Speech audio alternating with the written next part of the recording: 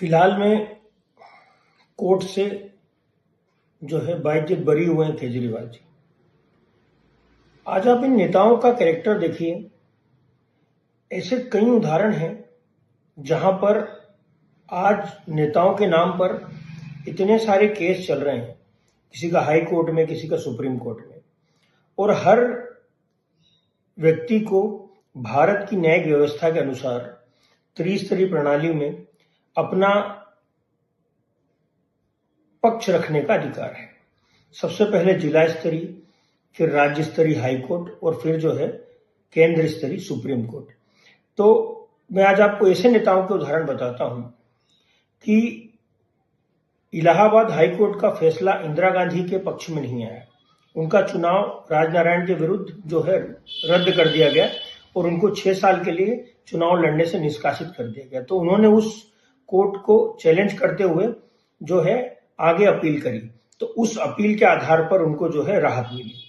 और अब मैं एक ऐसा उदाहरण बताने जा रहा हूं जयललिता का, जिन्हें आय से अधिक संपत्ति के चक्कर में जिला सत्र ने सजा सुनाई 2014 में, और वो इसे लेकर के हाई कोर्ट गई।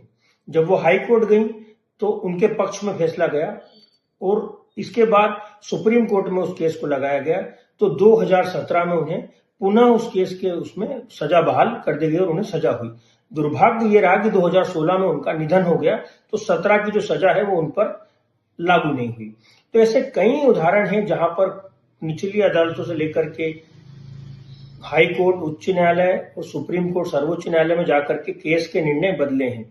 तो आप एक जिला स्तरीय कोर्ट से बरी हो जाने से इसका यह तात्पर्य नहीं होता कि आप पूर्ण रूप से बरी हो गए।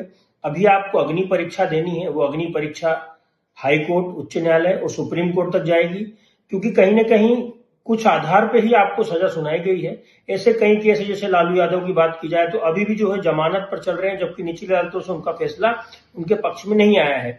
तो जब आपका फैसला पक्ष में नहीं आता तो हाई कोर्ट का सहारा लेते हैं और अपने आप को जो है जब तक सिद्ध नहीं हो जाता तो निर्दोष साबित करते हैं। जब आपके ऊपर कोई निचली अदालतों में आप बरी हो जाते हैं तो आप ऊपर की अदालतों का ध्यान ही नहीं देते हैं कि अभी आप पूर्ण रूप से बरी नहीं हुए। जब आप सुप्रीम कोर्ट से पूर्ण रूप से बरी होंगे तब आप स्वतंत्र होंगे। तो एक सभी लोगों को, सभी नेताओं को समझने की आवश्यकता है कि सुप्रीम कोर्ट जो हमारा सर्वोच्च न्यायालय होता है, जब तक आपके ऊपर कोई सा भी केस चल रहा है, किसी भी अदालत से आप बरी हैं, जब तक आपका निर्णय संपूर्ण रूप से पूरी अदालतों में खारिज ना हो जाए तब तक आप बरी नहीं होते। तो अभी आपको इंतजार करना पड़ेगा। सुप्रीम कोर्ट का निर्णय, हाई कोर्ट का निर्णय ही आपको अपराधी जो है या नहीं सिद्ध करेगा।